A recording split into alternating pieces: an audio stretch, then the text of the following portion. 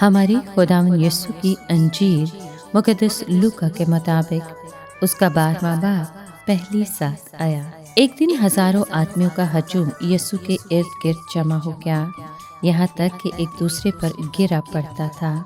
तो यीशु पहले अपने शागिर्दों से कहने लगा कि फरीसियों के खमीर से यानी रिया से खबरदार रहो, क्योंकि कोई चीज़ ढपी नहीं जो जाहिर न की जाए, और ना कोई चीज़ छुपी है जो जानी ना जाए।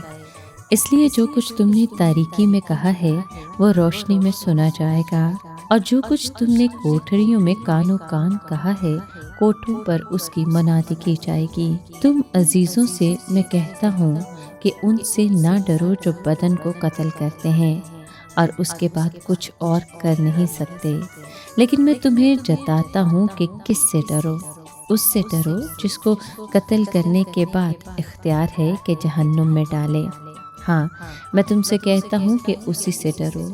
क्या 2 पैसे की 5 चिड़ियाँ नहीं बिकती, तो भी खुदा के हुजूर उनमें से एक भी फरामोश नहीं होती, बल्कि तुम्हारे सर के सब बाल भी गिने हुए हैं।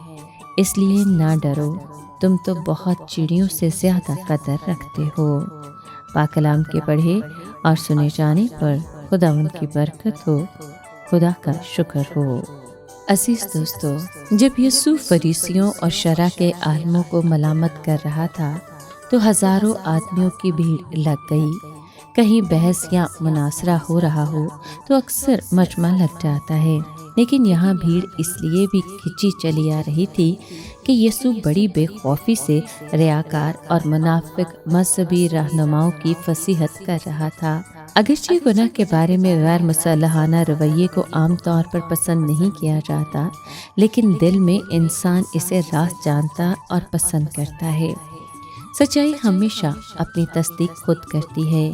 यीशु ने अपने शागिर्दों को खबरदार किया कि उस खमीर से होशियार रहना जो फरीसियों की रियाकारी है। उसने वाज़े किया कि खमीर रियाकारी की अलामत है। रियाकार वो होता है जिसने गोया नकाब ओढ़ रखा हो। वो अंदर से कुछ होता है, बाहर से कुछ और नजर आता है। फरीसी अपने तई नेकी की नज़ीर समझते थे, हालांकि वो अव्वल दर्जे के बहरूपिये थे। एक दिन आएगा कि वो ज़रूर बेनकाब हो जाएंगे।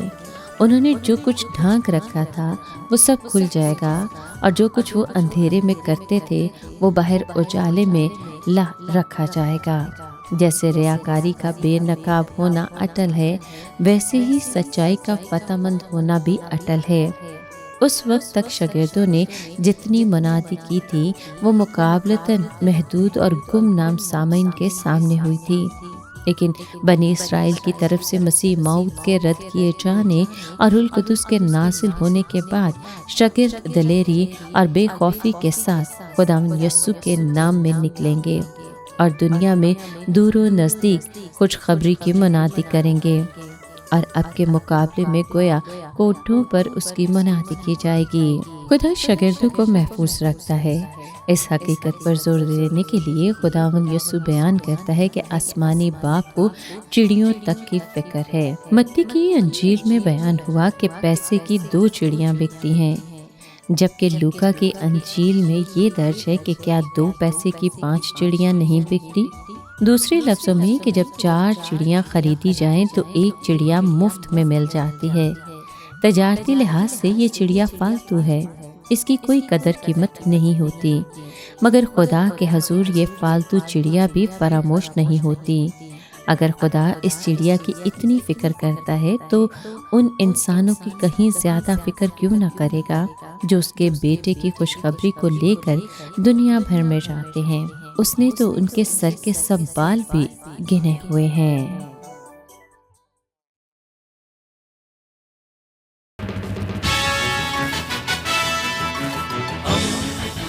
दोस्ती का पैगंबर, रेडियो वेरितास एशिया।